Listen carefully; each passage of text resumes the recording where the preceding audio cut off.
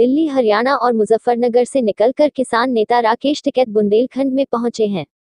आज सुबह बांदा पहुंचे किसान नेता राकेश टिकैत ने बुंदेलखंड में किसानों के हालात, बेरोजगारी और बदहाल व्यापारियों की समस्या को उठाया और कहा कि उनकी लड़ाई पूरे देश के किसानों के लिए है, जिसे जारी रखा जाएगा। बता दें कि आज हमीरपुर के मौदहा कस्बे में राकेश टिकैत को जनसभा करनी है।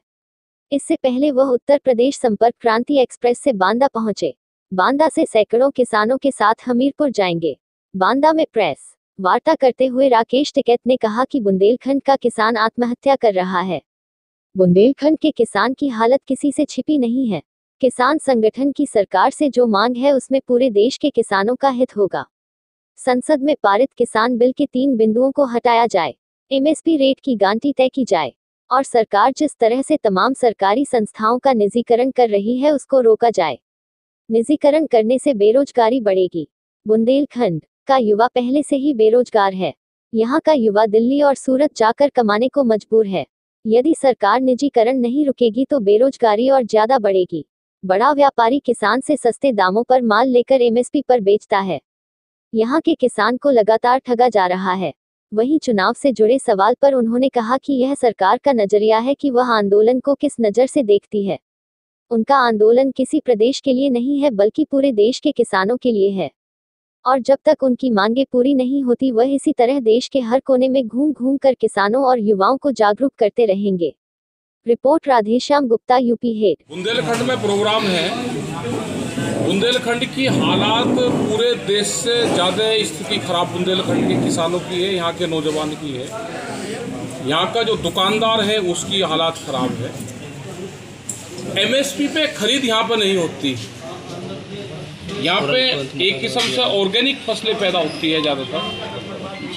अगर हम उसकी मार्केट तलाश करें और भारत सरकार और स्टेट गवर्नमेंट उस पर काम करें तो बुंदेलखंड के किसानों को बहुत फ़ायदा यहाँ पे हो जाएगा। जो दिल्ली में आंदोलन चल रहा है वो आंदोलन इसलिए चला हुआ है कि एमएसपी पे गारंटी कानून बने, 3 कानून वापसी हो, उसका लाभ यहाँ पे नहीं है। यहाँ पे सस्ते में दालें, धान, गेहूँ खरीदा जाता है और एमएसपी पे बड़ा व्यापारी उसको बेचता है। यहाँ से उत्तर प्रदेश के कुछ क्षेत्र में, हरियाणा और पंजाब के अंदर तो यहाँ का लाभ नहीं मिल रहा। अन्ना प्रथा एक बड़ी भयंकर यहाँ पे बीमारी है किस्म से।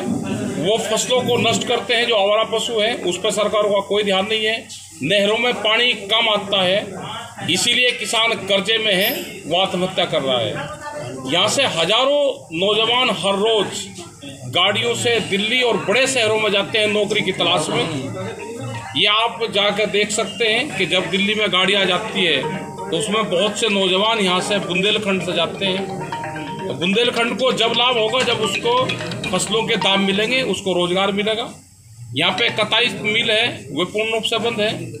यहाँ पे जो खनन का बड़ा काम यहाँ पे है, जो संपदा है, जो खनिज संपदा यहाँ पे है, उसका बहुत भाग बाहर जाता है, वो यहाँ पे लगना चाहिए। इस तरह की गवर्नमेंट पॉलिसी बनाए कि उसका पूर्ण रूप से जो लाभ है वो यहाँ के किसानों को, आम जनता को, यहाँ के पब्लिक को उसका लाभ मिले, यहाँ पर रोजगार के साधन उपलब्ध हो। आगामी 2022 के चुनाव को आप कैसे देखते? चुनाव में तो जब आचार संहिता लग जाएगी, जब चुनाव की बात कर लेंगे। चुनाव में हालात खराब है पूरे देश भर की, चुनाव का मुद्दे भी रहेंगे। और आज भी हमने ये कहा कि भारत सरकार ने ये कहा है, देश के प्रधानमंत्री ने, कि 2022 में आमदनी दुगनी होगी किसान की।